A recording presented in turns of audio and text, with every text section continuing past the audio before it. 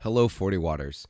Longtime listeners of the show will know that I'm a big believer in education, especially music education, and I'm excited to announce that this episode is brought to you by TrueFire.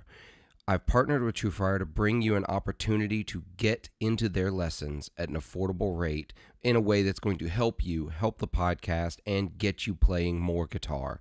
I'm excited to say that you can use the code 40WATT, 40WATT, at checkout to get 40% off your first or next purchase through TrueFire. That includes their all-access pass to have access to all of their lessons and videos and jams. I highly recommend it. I use it myself. I'm a huge fan. I truly believe in TrueFire's motto of live, practice, and play. Please use the link below to get started, and happy learning. This episode is brought to you by my Patreon supporters. There's a wonderful crew of people over on Patreon giving money every month to make sure that this show and this podcast happen and cut my overhead costs so that I can keep doing it. I can't express my thanks enough for their support and their belief in what we're doing over here. And if you'd like to join them and help support this podcast, you can do so by going over to patreon.com/40wattpodcast. For as little as $3 a month, you can support this show. And actually, now that we are starting to get sponsors for the episode, my $3 supporters will get the episodes ad-free. If you want to support at a $5 level, you'll get ad-free episodes and you will get additional content every week. I thank all of you that have given money to help keep this going, and I thank all of you that are going to become supporters and help make sure this show keeps happening. Thank you so much. Ladies and gentlemen, welcome 40 Watt Podcast, Episode 2, Season 3. I mean, never said I'd get here, but we made it, so this is what we're doing. This week, I'm super excited, but before we get into our guests and our conversation, because we got some really fun things to talk about, y'all, we're gonna make a bunch of people angry. It's awesome. I'm so excited. I like making folks angry because that's what gets me the engagement. That's what the algorithm tells me. And that gets more people watching, which generates more support. Speaking of support, if you like the show, you can support the show over on patreon.com/40wattpodcast, where for as little as $3 a month, you can get to this episode with no ads in it. And that's fantastic. And for $5 a month, you can get this episode ad-free, and you can also get a bonus episode with my guest or sometimes with random people, who knows, in any given week. It's a fun time. There's extra, usually about an hour of content, although sometimes you never know. I've got at least one Patreon episode that's 2.5 hours of pretty wild conversation. So you can get all the back catalog of that there. Or you can go for, like, if you want to go crazy, if you want to really support the show, you can go over there and there's like a $10 tier, and and we're going to talk about those Patreon supporters, got a few of those. There's a $50 a month tier that if you want, we'll do lessons. We'll do guitar lessons, music theory, bass, keys, whatever you want to do. We'll just talk for a half hour. It doesn't matter to me. So if you want to get that tier, that one's limited. No one's ever taken it. Just saying, you could be the first. Anyway, moving on. This week, I have Joe Branton of Myriad Endeavors. Let's see, Joe. Let's list them off here. There's the Guitar Nerds podcast. There's Polymath. There is the Unnamed Musical Project with Emma. Do you have a name for that one? It's called Silas Fennick. Yeah. Oh. See, you've never actually said the name that I'm aware of. So there you go. No, I don't think there I we have. go. No. That I didn't want to say exclusive. it before I had all the social media set up. I hope you have them now. Yeah, I do. Oh, good, because if you didn't, you have a couple of days to get it done. So, but also you work with. We're gonna, we're being real clear. You work with Ashdown as well. Yes. Helping do some social media and some design and some consulting work and stuff like that, which is super cool. We're going to talk about a little bit. I feel like a couple of things we're going to talk about are going to start to edge into that territory too. But first, we're going to argue about beer.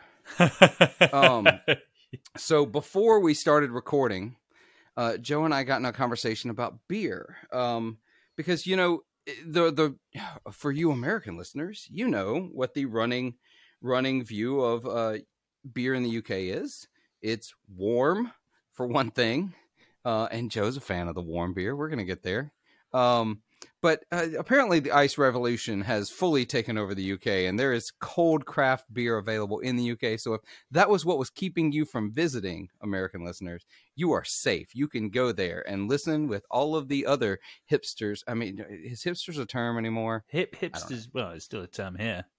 Yeah. I definitely get called it. Do you really? Do you still get called a hipster?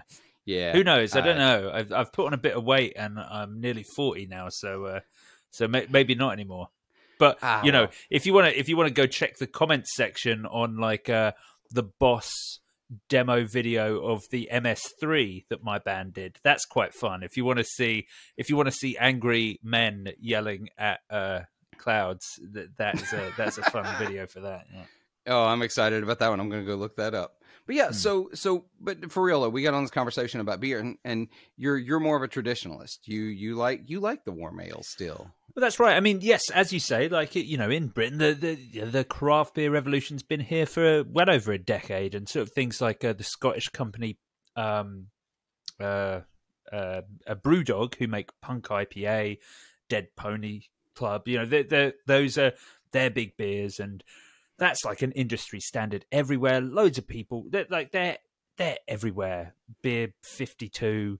I can't think of any brands off the top of my head, but there are countless, infinite subscriptions, craft beer places, and we're getting a new type of pub over here that are more like bars, that are more like little craft ale houses that will do 20, 30 different types of beer at any given time. That's definitely here. That's here to stay. Sorry for all UK listeners at how poorly I have described the craft beer revolution, and it's simply because I don't give a fuck. But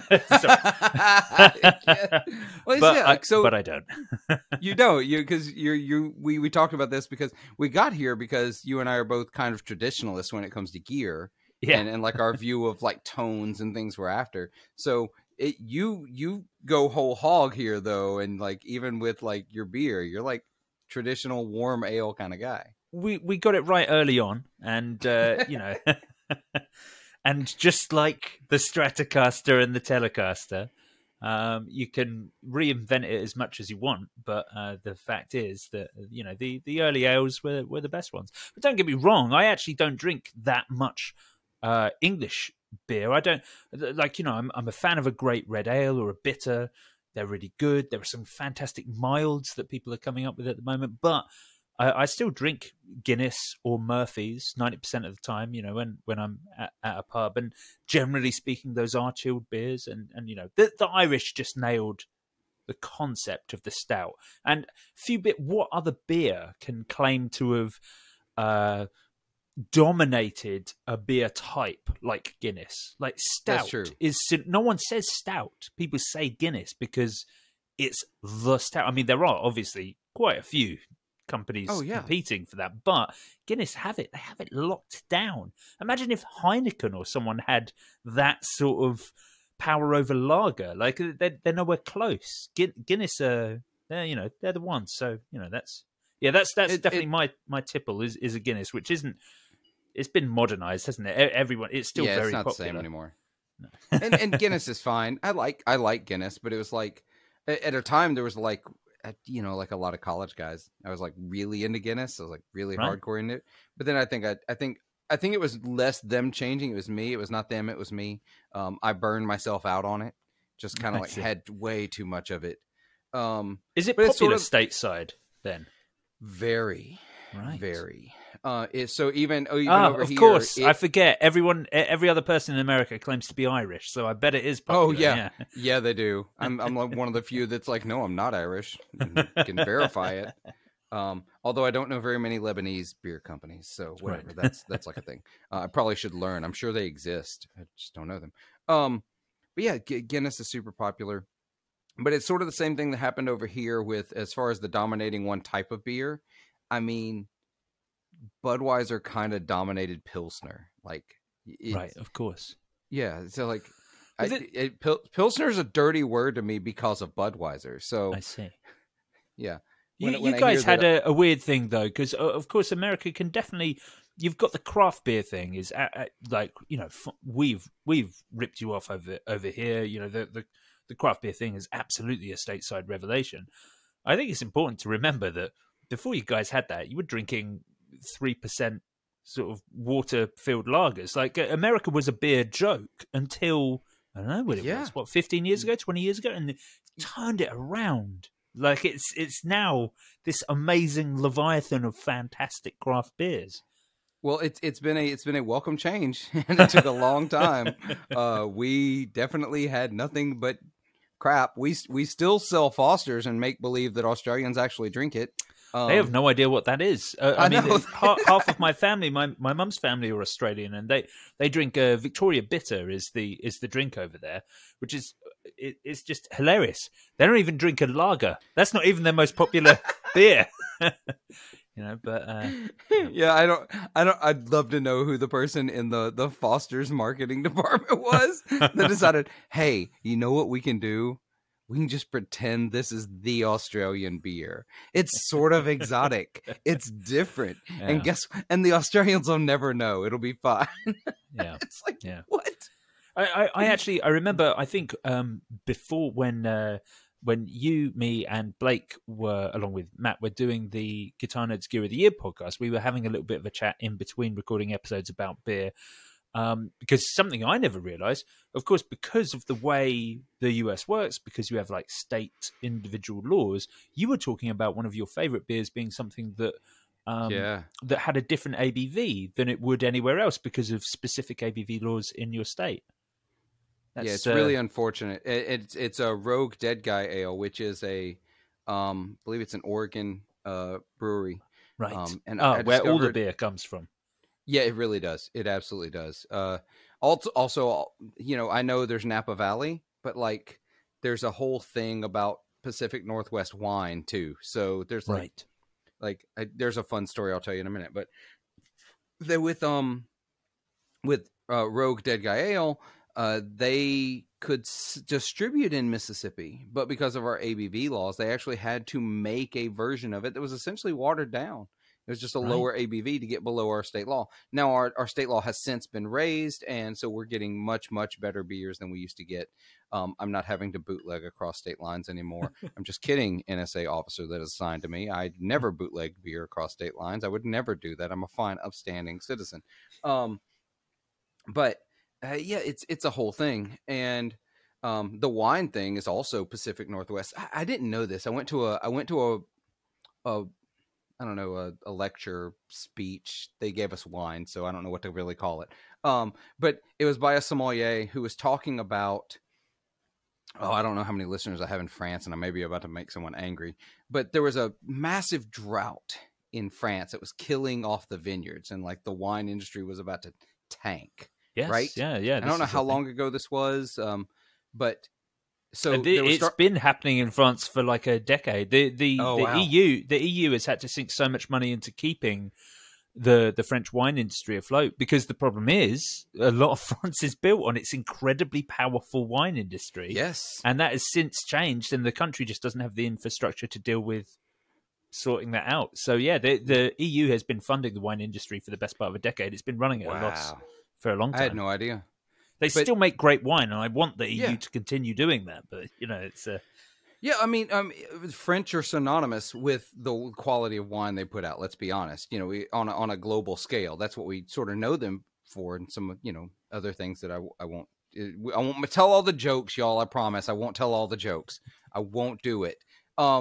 Because anyway, so during the drought, they were losing rootstock. Basically, their plants were dying. They couldn't grow the grapes they had been growing.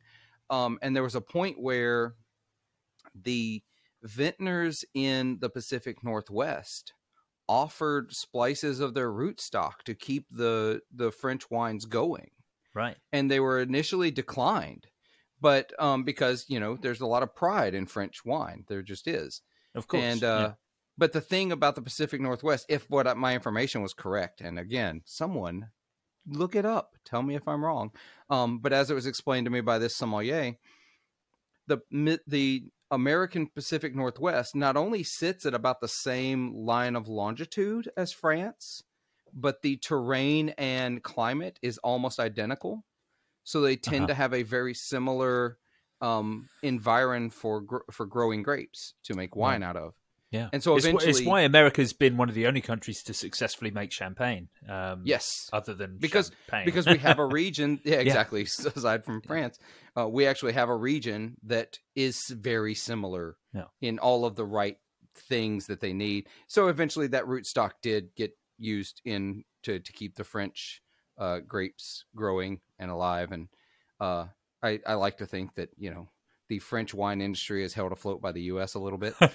It's interesting to see how a lot of that's happening, how the sort of booze industry's switching. I am aware, dear listener, that this is a guitar podcast, but we're going to get there. I think they're interlinked.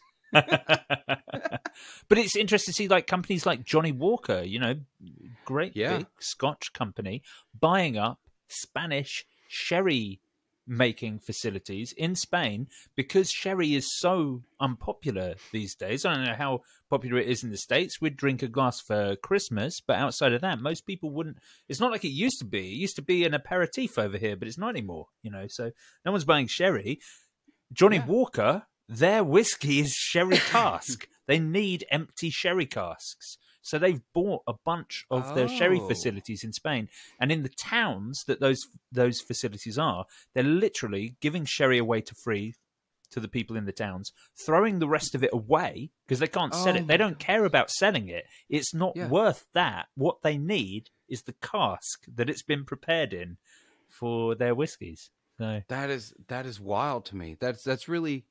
And so my wife and I were just on vacation this past week, and we were in Chattanooga, Tennessee, and we took a tour of the Chattanooga whiskey facility. And while they call it Chattanooga whiskey, they very much make bourbon, and it's a very different thing. Whiskey with an E in it, yeah.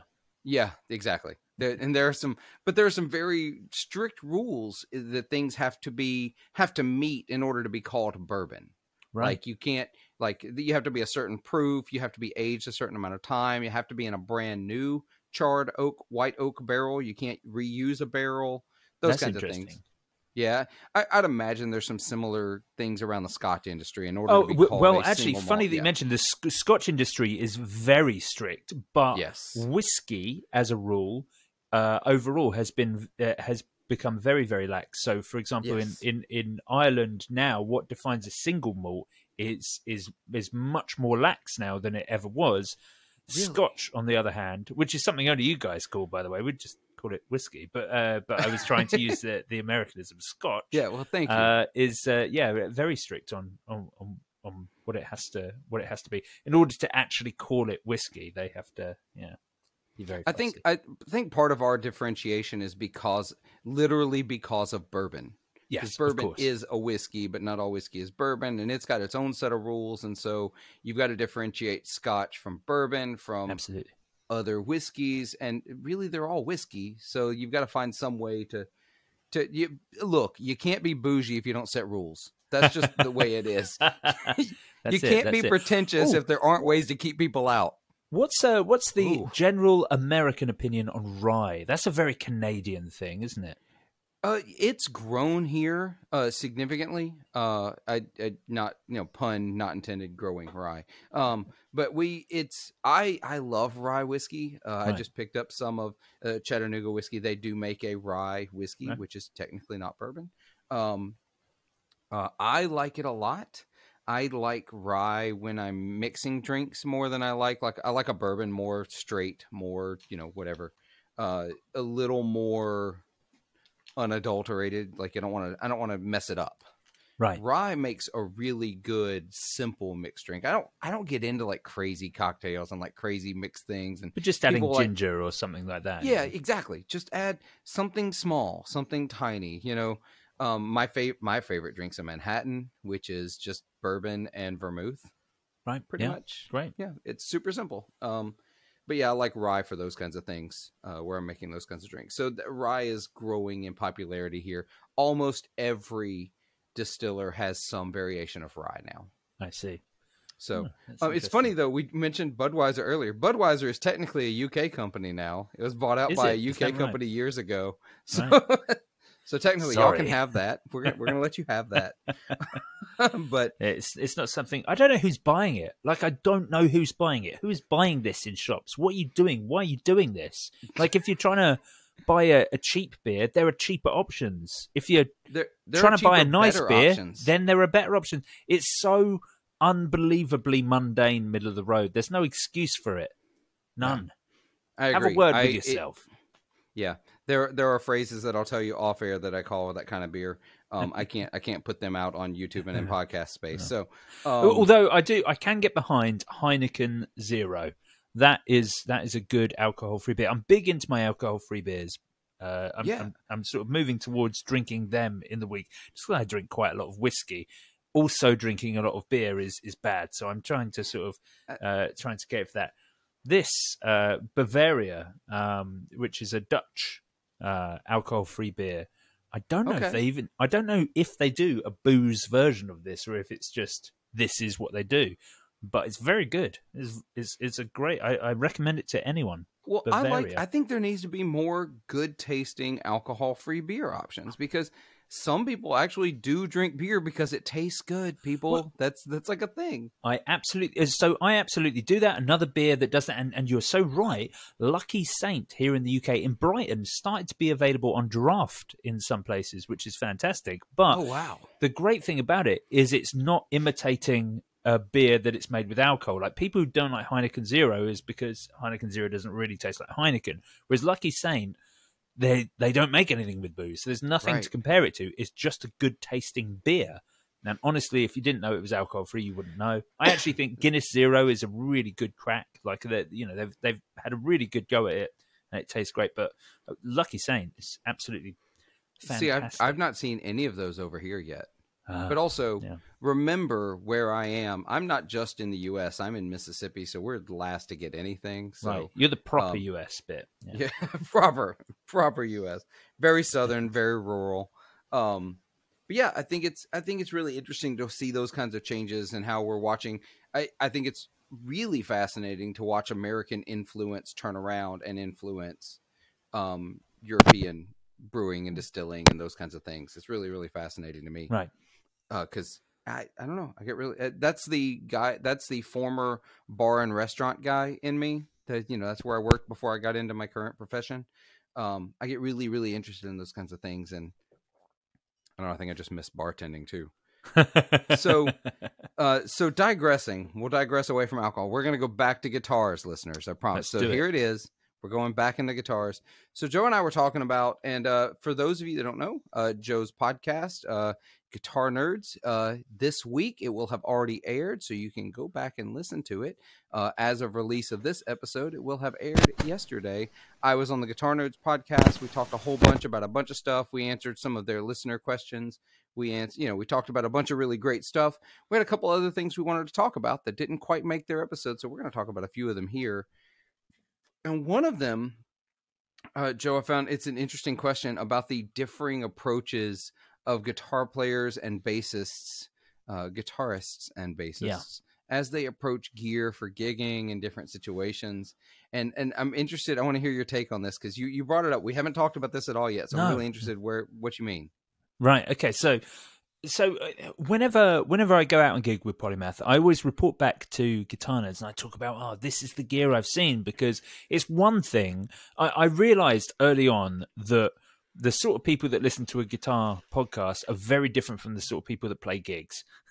Mm-hmm. I'm sorry, everyone. They are. Like, You're right. You're 100% right. It's a demographic of people like Matt, like Matt. Dear listener, Matt Knight is my co-host on Guitar Nerds. Matt hasn't played a gig since 2003, yet he owns more amplifiers, effects pedals, and guitars than I could ever imagine. And even though I own a lot of stuff, I gig regularly, and I think as much as I buy and sell stuff, it grounds me in gear that is functional for gigging, which is a totally different thing for gear for people who are gear collecting fanatics. Like, for example, I would never ever dream of taking a Chase Bliss Automaton pedal to a gig because that is mental, because it has mechanical faders and that is going to break. That is a bad engineering choice. As good as that pedal is, it's a choice to make it look fun with no foresight into how this will function in the real world. And that makes you care. If you're gigging regularly, and I'm sure plenty of you are, and you know this, if you're gigging regularly, then those are the things that you care about. It becomes, it's why Boss are the most popular effects pedal company in the world, because they're the effects pedal company that don't break, because the stomp boxes are made properly. They've got a massive foot switch, and it's very difficult to break. Everything else can. Did you see John Frusciante's pedal board recently? It was making the rounds of all the Facebook groups and whatnot. I didn't. I can imagine what it was. Almost all Boss. Like, of course. Like people who have limitless options have Boss. Yeah, it's true. It's just a different kettle of fish. But I'm always back to the point. I'm always interested in what other people are using, what people who aren't talking, because I'm talking myself into buying something new every week. So like, what is the regular player buying? And I saw something. I had a couple of gigs over the weekend in different cities, and one in Cardiff in Wales, one in Southampton in England. And I noticed something that has always been there that I haven't thought of before. I just hadn't noticed. Maybe they were more extreme in these shows, so it made me realize. Like, I saw a guitarist come out with a custom shop telly, and he'd brought, I can't remember exactly what it was. There was a Mesa Boogie head, and his pedal board was Schmidt Array. I remember that. Oh wow! And a selection of pedals. That was one of the guitarists, and the bass player had a Mexican standard jazz bass, and his pedal board had a Sansamp and a tuner on it. And that's my dude. That is my dude. And the head he brought was one of those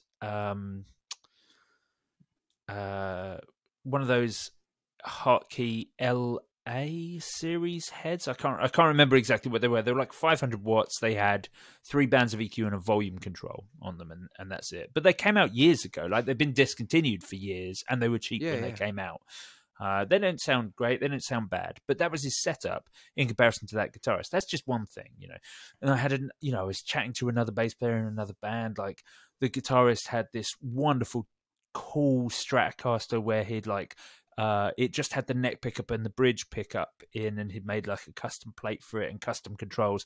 And the bass player had an Ibanez GSR, like as in the kid's starter bass, and he had an old Peavey head. It was a great head, but it was just an old, he didn't have it because it was a great head. He had it because he got it for £150 on Facebook Marketplace, right. That was why it was there. And then another band, a band called Chioda Ku, who I think might have the best guitarist I've ever seen ever in the world. He has this, he plays this double-bound Telecaster with a Strat neck on it. All of his tone is from like a Proco Rat, and he uses a Fender Princeton. And it's just the most remarkable sounding guitar player. And he doesn't care. Like, it's just, that happens to be his gear. It could be anything, and he'd sound that good. But he's amazing. Anyway, their bass player was playing a Squier classic vibe jazz bass. Great bass, but he doesn't have it because it's great. He had it because he got a deal. His only pedal, so he's got a clip-on tuner on his headstock. His only pedal is a Proco Rat. Terrible choice for a bass player. And his head is like a Behringer Ultra bass. And I realized, remember those. Yeah, exactly. They're not bad, but I realized that I was like, bass players just have all this old gear, and it's like they're still. And bear in mind, dear listener, obviously we bring this up. I work with Ashdown, and I'm there for like R&D meetings, and I'm offering suggestions and things I think we should release and make, and what the next craze is going to be for the bass world. And it kind of got me realizing is, I don't know if bass players care about gear at all. Like, in comparison, these weren't bad bands. These weren't amateur bands. They're not making loads of money. I play instrumental prog, but they were good at what they do. They were good musicians, and the guitarist turned up with all this great gear, and the bass players turned up with, for what I can work out, the stuff that their mum bought them. It was just it was just whatever they had. Like, none of them were married to that Behringer head, that Peavey head, that GSR bass, that classic vibe jazz bass. Those are just the things they happened to have. I feel like they'd be the same players with anything they had, but it didn't matter to them what it was. And that's so different from a guitarist who has to have that algorithm that Strymon provide being available to them on that delay pedal, has to have that specific brand of Diodario strings that give completely balanced tension. You know, like there's such specificness to a guitar player. A guitar player needs the right conditions to exist in, and a bass player can exist in any condition. And I'm not saying one's better than the other. I flipping hated the gear that the bass players were turning up with, don't get me wrong. But also there was sort of a side of like, oh, you're not a worse musician for it, though. But, you know, it was, yeah. I think that's such an interesting, because I go through this as a guitar player, too, where I'm like, you know, and I've talked about it, and I still get suckered in by it. I'm not going to pretend that I don't, because I'm constantly like, oh, well, this is better because of this, or, you know, price point sometimes. I've talked about it on this podcast before. One of my favorite stories is when Zachary Vex made the Fuzz Factory and as ZVEX, and he put it out, and he was putting it in stores for the first time. You ever heard the story of how he priced it? No, this is great. He walked into the store and he said, okay, what's the most expensive pedal you sell? And whatever it was, he said, okay, price it more than that. That was how he chose the price point. There was no spreadsheet that broke out labor and parts and time and value and R&D and like the way we think of business now. I took courses towards an MBA. That's how they make you think of business, right? No, he made a pedal. Make it the most expensive thing you have in the store. And it's obviously worked because guitar players are simple creatures. Hey, they just released a new Fuzz Factory this week. No, stop it, Joe. Stop it. I do not need it. I do not need it. But it's like, I'm like looking at things and I'm like, okay. And you know who has screwed all this up, right? Who's messed my brain up? Because before I was like, oh yeah, boutique's better. Bougie's good. I'm going to go with this. It costs more, so it's better, right? I was that guy. Then Josh Scott and freaking JHS show. And he starts playing these pedals and demonstrating how maybe they really just sound the same. Maybe they don't sound any better or worse. Like, do you know how many bougie tube screamers I've gone through over the years? I don't want to talk about it. I'm so glad that I've never been that into the tube screamer because it's obviously the most bougied of all pedals. Yeah, so I could have spent 100%. a lot of money there. No, 100%. And I'm gonna grab this real quick because it's on the floor because I'm actually using it. But I've got a bunch of listeners, you can't see it. Well, viewers, you can't see it. Listeners, you definitely can't see it. Right. I've got a bunch of loose pedals on the floor because I've been just, tossing stuff in and out just to try it out. But I recently picked up just the plain old, see if it'll focus, TS-808 reissue. Oh, such a good chassis. I know, dear listener, I'm talking about the aesthetics of it. But the button, the square button, and it just so looks so good.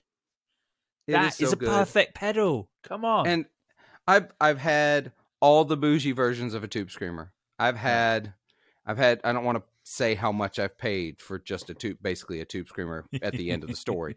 And I got this used Facebook Marketplace, super cheap, $80. And I was like, wonderful. Okay, that's what I need, right? That I need a tube screamer to do the tube screamer thing. Why do I want whatever the extra thing is? And it's like, I'm going through that. Like, what did I, I bought a used ODR1, the Nobles. Yeah. Just a regular reissue ODR1. Which sounds nothing like a tube screamer. It just looks the same. Totally different pedal. Yeah. Well, what I was going to say is, do you know how many bougie options are popping up? I keep using the term bougie. There's so many. You said that a lot. I know it's in my lexicon and I need to drop it because it sounds dumb. It's like 10 years ago. But how many expensive boutique options are over the ODR1? Exactly. £99 for an ODR1. Yeah. Right. And I paid $75 for that one used, It's like $75. It's so good. It's such a good. But I've got one on my wall behind me, only because the mini one is the one that I actually have on a board down here. But I hate mini pedals. I know. That's It's a another small story. board. It's a small board. Let me off. But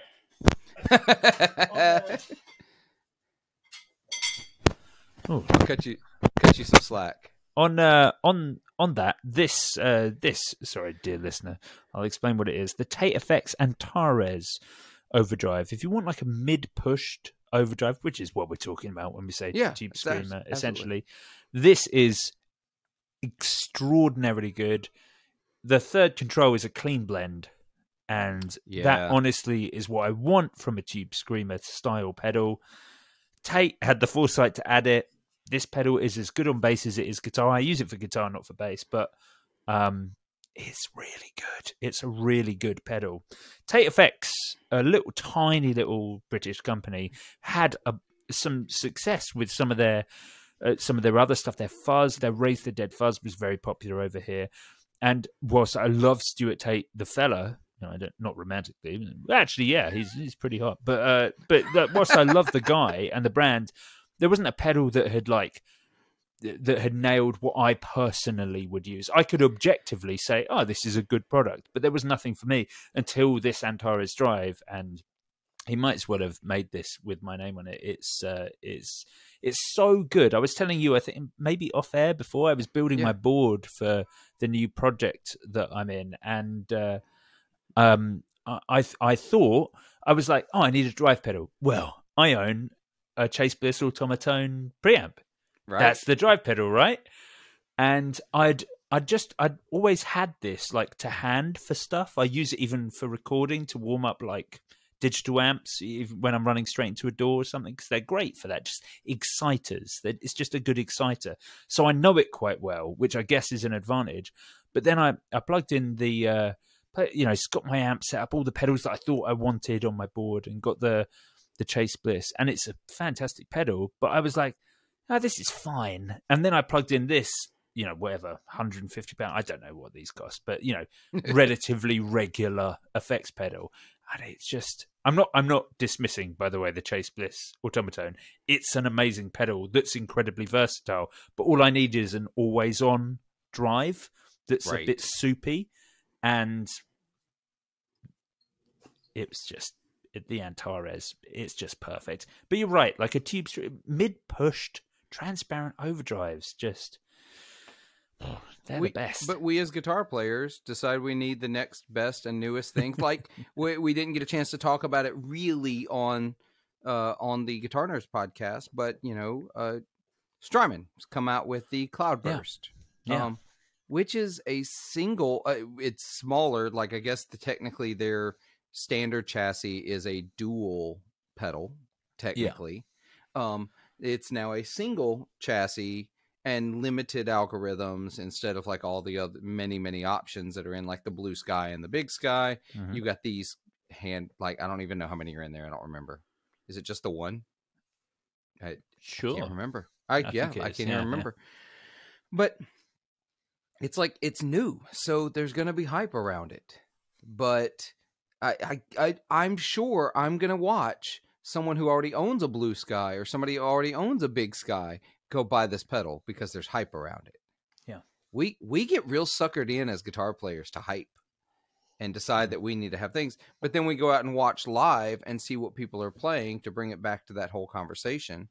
When I put together a rig for live, first of all, I'm not a great person to talk about this because I don't gig as much as I used to. I used to gig. I used to do there was about a 10-year span where I probably did 100 to 130 gigs a year. Usually small stuff, but there was just constant small gigs, right? I took an amp, a guitar, maybe two, and a small pedal board. And actually, for a lot of that time period, I owned exactly 2 electric guitars, and I took both of them. Right. I owned 1 guitar amp. I took that guitar amp. I owned only the pedals on my pedal board, so I took those. And that worked. That was plenty. I didn't need a lot. I had, most of it wasn't boutique. I had a couple of relatively pricey pieces that I squirreled away money for, or I traded my way into. But now we get just this deluge of stuff all the time, Yes. and it's hyped up, and it's all talked about, and it's everybody's like really big on it for the 4 weeks that the cycle lasts, and sometimes it ends up standing the test of time. I see a few pieces that were part of the hype train that everybody's like sort of held on to. Like, for example, the ODR1 we talked about already. For a long time, that was a Nashville secret. That was basically only the guys in Nashville used it. You don't know how recently that came over here even. This is still new. Like, I feel like it's only 4 or 5 years ago that anyone was even aware of how good that pedal is, you know? Yeah, and then the hype exploded on them. And, like, they were everywhere. And I think we're in the wane of that hype, but you see it's still there. It's still here. I feel like Nobel's needed to release a few more pedals during that time. Yeah. Well, apparently they've made a few others. They have other pedals, but nobody knows about those because that's the one. Well, for example, so I was talking on your podcast that I recently went on vacation. My wife and I went to the Songbirds Guitar Museum in Chattanooga, Tennessee, and it's so cool. Listeners, if you get a chance, if you have any reason to be anywhere near Songbirds in Chattanooga or near Chattanooga, Tennessee, go there. Go check it out. There's a ticket price. I don't remember. We paid it. Didn't care. They do shows there, so you can catch bands there. I was really bummed. We missed Tinsley. Is it Tinsley Ellis? I think it was Tinsley Ellis we missed. The place looks amazing. After you told me, I checked it out. Like, it looks like it does so many shows. It's they do a ton of shows there, and like got to the effects pedal section of it, and they've got all these vintage pedals in the case, like a legit original Univibe, a legit original Dallas Arbiter, fuzz face, the original DeArmond tremolo unit is there, and they've got a display where you can click a button and hear a sample of that effect. And so that's a dream. And this is where I'm going with this one. Like, the companies that make other effects that you didn't know about because you only know about that like major piece. Did you know that there was? Maybe you do, Joe. Maybe you do, and I'm the person who's way behind. But I didn't even know Dallas Arbiter made a tremolo in the same enclosure as the fuzz face. I did not. It's called the Trem Face. I did not know that it existed. Yeah. So really cool exhibit, but it was one of the we had all those vintage effects. We have all these things that have become like the standards, and then we still try to do something new on top of it that's just recreating that standard. Like you talked about the automaton. I have almost bought an automaton more times than I want to talk about. I've almost done it. Luckily, the part of me that says, Philip, you will never gig this. You should never gig this. That's it. You should never gig this. Well, we were talking about on my podcast, probably on the Patreon episode, about like a great alternative, because if you're gonna slog the money out on an automaton, I mean, it really depends on what you want it to do, because of course the fact is that preamp is a preamp and a drive and a fuzz and a cocktail and everything else that you want all in one. Oh, it definitely does everything. So, so the MIDI functionality, obviously, that's that thing. But if you want a great sounding drive, there have been some absolutely blindingly good clon alternatives recently that have come up. The Warm Audio Centavo, yes. That you pointed out to me on this podcast looks absolutely fantastic. And I was reading the specs of it, the makeup of the innards. This looks like a wonderful option for people looking for that ultimate drive pedal. Anyone who thinks paying whatever the price tag currently for a Klon is worth it anymore, I need you to become one of my Patreon supporters, because you obviously have more money than you have sense. Well, it's not just that anymore. Like the KTR is just unobtainably expensive, So I'll talk about a couple of, since we're talking about Klon, just to give you an idea. My current favorite clone that I use, and I had the JHS clone for a while, until Josh Scott decided to make a video comparing it to his like #2 serial number clone, and he was switching back and forth between them, and it sounded identical. So I listed mine on Reverb the next day and sold it for $1,000. What? Yes, yeah, I sold it for $1,000. $1,000. That man, Josh Scott, literally controls the price of effects pedals worldwide. He does. He absolutely is. Well, I looked because him. I had a brass enclosure of his clone of the Klon, and I looked on Reverb, and there were none. Right after that video dropped, there were none on there. So I was like, well, if I'm the only one, $1,000 sold in a day. And I was like, phew. But I've got this one actually made by one of my Patreon supporters. Let's see if I can get it to focus. There you go. This is I don't even know what he actually called it, to be honest. Electromotive Sound Company. This is Ben Fair, one of my Patreon supporters. He had Electromotive Sound Company for a little while. He is not making pedals anymore, although we're trying to talk him into doing it again. Wow. This is a Klon with a clean blend. Oh. The control that all drive pedals should be. If you want to be transparent as a drive pedal, you know what you need? Is a clean blend. It's a clean blend. That's it. Just put in the clean blend. And so, yeah, if he were still making pedals, this is what I'd be telling you to get. Right. Because this is the one. But I think things with clean blend are great. Then this is my other favorite Klon. I've toyed with selling this pedal, though, a couple of times, even though I haven't yet. This is made by a guy by the name of Pick Dropper. He works for Function Effects. And it is a horse bender. So it is a tone bender Mark III on one side and a Klon on the other. This like is one the of two the best pedals. things on the planet ever. Yeah. And it's convenient. It's inconveniently large. Right. Yeah. So it's a massive pedal. Anyway, there are so many other options out there, and we get so wrapped up in, and bassists, to bring it back to the original point, bassists don't care. Bassists don't care. Weirdly, the club that I worked at for years had a house bass rig. 90% of all bassists that played there walked in, plugged into the amp, and played. It does depend on the genre and it does. You know, as soon as you're playing blues or like anything trad, then actually what really matters is probably that you got a set of flats. You know, like Yeah. that's actually becomes that can it be kind of clean and does your bass have a set of flats on it? Like, and then you're there.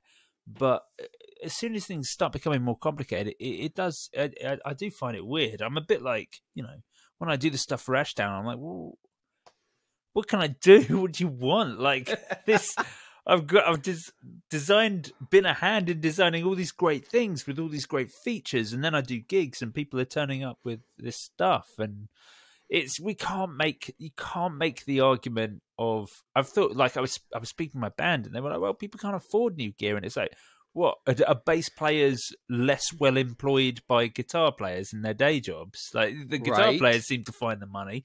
Why can't bass players? I don't know. Maybe they just care less about their vocation, their, you know, outside of work vocation. But yeah, it's a weird thing. There are obviously bassists that are into stuff, but bassists who are into stuff tend to be, I find, like metal bassists, people buying like dark glass amps, playing fan fretted 5 strings, you know, with the headless fans fretted 5. Because a headless bass, what a great idea! Because what you want to do is when you're tuning, have to move your hand between plucking and tuning rather than being able to do it at once. Really efficient. That, yeah, sounds great.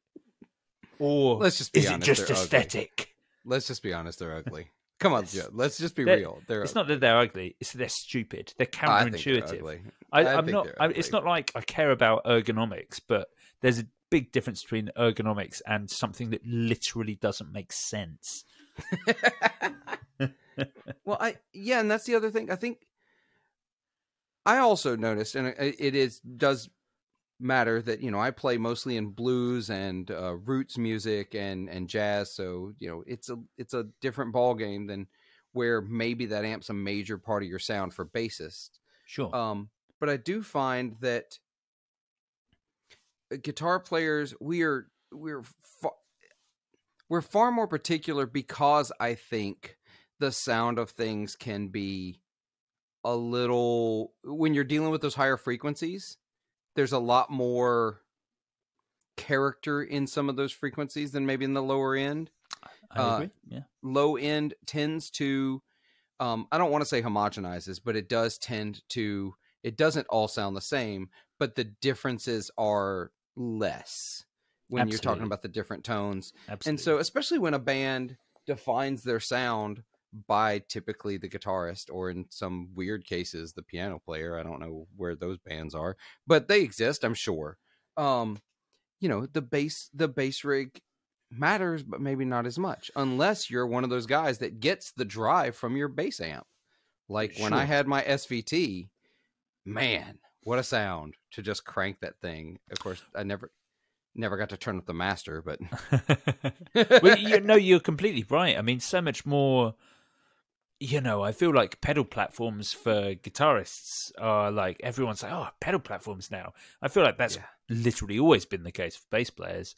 Not that we use that many effects, but actually that's always been what we want, is the amp to be relatively clean, and then we use other things. I mean, actually, for everything that I go on about, for as much as a traditionalist as I am, I'm also a realist or a functionalist. That's not a thing, but that, let's make it a thing. Let's make it a thing. I tour with a band, and we have a long wheelbase transit, and we're a 5-piece. We've got to get 5 people across the 6 seats. Sometimes you're going to be carting someone extra around. I don't know, maybe someone directing you to where you're staying that night or something like that. It doesn't matter. So those 6 seats are built, and those 6 seats are cutting into the back of a normal Ford Transit. You have Ford Transits, right? I'm not saying a weird that is a vehicle. That's the thing. No. So you've got to get a 5-piece. You've got to get a sax player, 2 saxes, baritone and a tenor sax in there. You've got to get a full drum kit.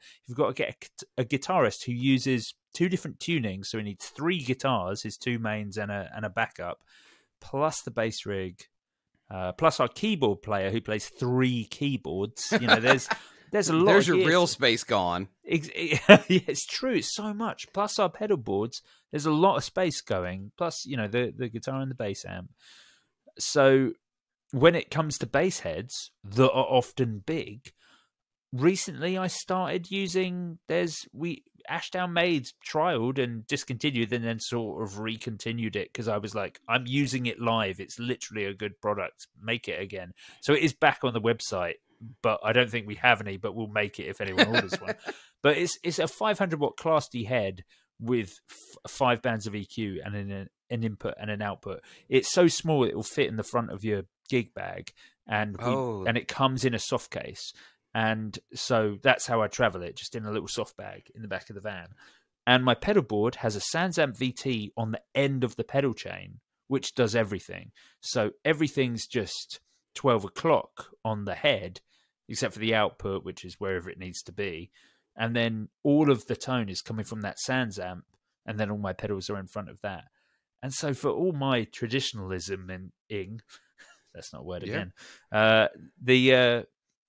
I'm trying to make myself sound like a B15 via the SansAmp, but actually it's all, it's all from there. It's all from the pedal board, and the amp head is just whatever. Like if I turn everything off, it's just the sound of a bass guitar. Like it's a completely unaffected, clean signal. As we said, I think on the Patreon channel, anything that's Class D is an ice chip, which is it sounds the same, and then the company are inputting a digital EQ curve of their choice. So the difference between Ashdown, Darkglass, TC, anyone else making a Class D, Mark Bass, it's all just what EQ curve they've decided is the one for them. That's the only thing. There's nothing else in it. So it's just it. It's just, and then you're affecting that anyway with whatever you're putting in on your pedals. So it really doesn't matter. A head's a head when it comes to Class D. Yeah, and see, I think that's the thing. Is like you eventually you have to make that compromise with your gear. You're like, I want to do this. I want to sound like this. This is the gear I want. Eventually, you go, okay, this situation that doesn't work anymore. Yeah, it's like I did the Helix thing. I've talked about that on this podcast already a ton. I did it for a while because I was playing church gigs and musicals and other things that it made sense. I hated it. It sounded fine. I didn't hate the sound. It sounded okay. It sounded the like a guitar. versatility. Yeah, it was great for versatility. I wasn't excited to play. I loved the one. I did this one musical. It was before I had the Helix rig, and I showed up, and they were like, "All right, so here's the plug to plug into your pedal board." I was like, I can't plug in that way because I had no way to go ampless at the time, and I was like, I can't do that. They said, so we ended up having to set aside a room, side stage, like a storage room, to set up my amplifier and mic it and run a cable to it. And I loved every minute of playing that music. They actually had cabling to run that far. Yes. Yeah. Well, we used the radial units that I can never remember the acronym for that convert your signal converts the impedance so you can run over an XLR cable, and then it converts it again at the other end so that you can run into your amp. Wow. Yeah, it's very popular in church rigs where they actually still run amps, and they run them in a back room as well. So they have to have a way. Wow, I thought every single church gig ever since the Helix was invented was with a Helix. No, a lot of them are. Don't get me wrong, a whole lot of them are. But like I'll be honest, my last church gig, even though that was where I used the Helix the most, was at that gig. Right there towards the end before I moved away, the musical director there actually had us all go back to amps on stage. Really? Because they liked the sound of some stage volume. They didn't want a lot. It is the most underestimated thing when people. I've been to gigs, small shows where people use Helix, and if you stand at the front, it sounds shit. It's unnerving. It's so wrong. Yeah. But also, I've been on the opposite end. I went to see, and your opinion or everyone else's opinion of Spin Doctors doesn't matter. But I went to see the Spin Doctors in like 2003. Right? They played the college I was at the time, at MTSU in Murfreesboro, Tennessee. They played the big arena there, and so I got down front. I was like, "This will be fun, right?" It's live music. I didn't really care. The guitar player, his entire rig was his guitar plugged into a Marshall half stack. That was the rig. And he had two half stacks, and to this day I cannot tell you if one was a backup or if he was running into both of them. I don't know, but I know that all I heard all flippin' night was guitar. I didn't hear the bassist, I didn't hear the singer, I barely heard the snare drum. I heard guitar. Right. That was it, and that's in an arena. Like a guitarist, right? Yeah, exactly. That was in an arena. I ran sound once for the British Rock Symphony. And who was it that played guitar for them? I'm trying to remember. I'm going to remember this, and this is me talking while I search to make sure I get the name right. Because there's nothing worse than committing something to YouTube or a podcast and then being wrong. I know. I know all about that. So, yep, that's who I thought it was, but I wanted to make sure. So, the British Rock Symphony comes, sets up. I'm running sound and stage for them, right? For the theater they're using, and Simon Townsend is the guitarist for the British Rock Symphony. Do you know? Familiar with Simon Townsend? I'm not. No, you're familiar with his older brother Pete Townsend. They are cut from the same cloth. Right, there are two full stack Marshall rigs on this stage, on top of the horn and string sections, right?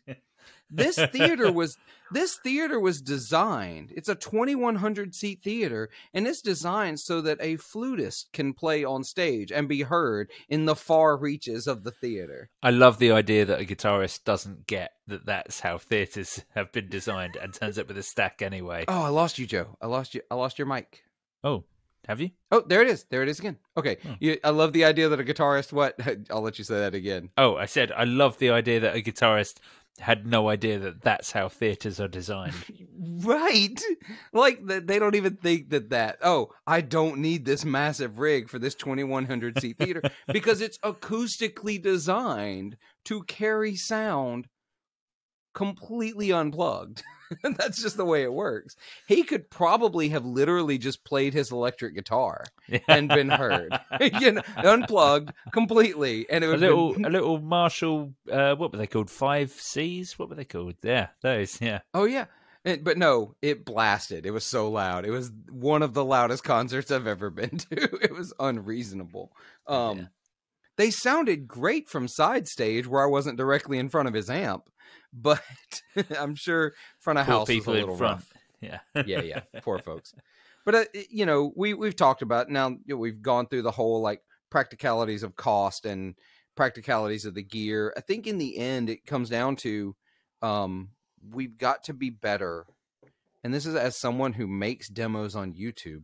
We need to be better about not just getting into the hype of gear and like understanding our situation. Bedroom players, and I don't say that derogatorily because that's what I've been mostly for the last 3 years. My gigs have fallen off so much.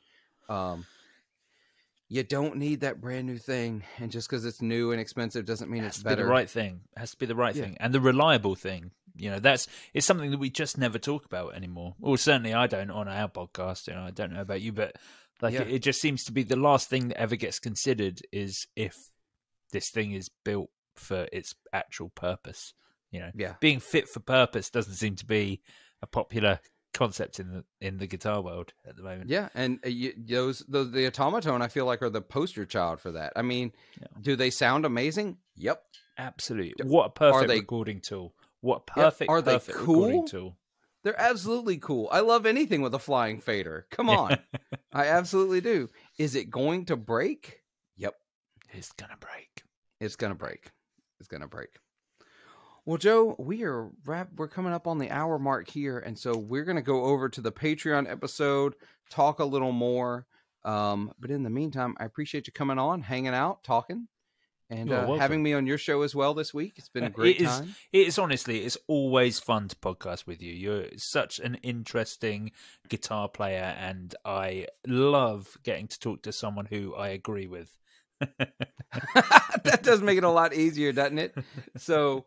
and no one's ever told me that I can't talk, so that's a thing. And so, in the meantime, I'm going to take a moment to thank all my Patreon supporters. I'm going to mention you all by name. I appreciate all of your support so much. Looking forward to the rest of this season. Got a bunch of great guests lined up. Solidifying some details, so you'll be seeing some stuff coming out real soon. Your support makes this show continue to happen. So at the $10 level, thank you, Ben Fair, Dan Pilver from Lewitt Microphones, and Heath Batt for all of your support.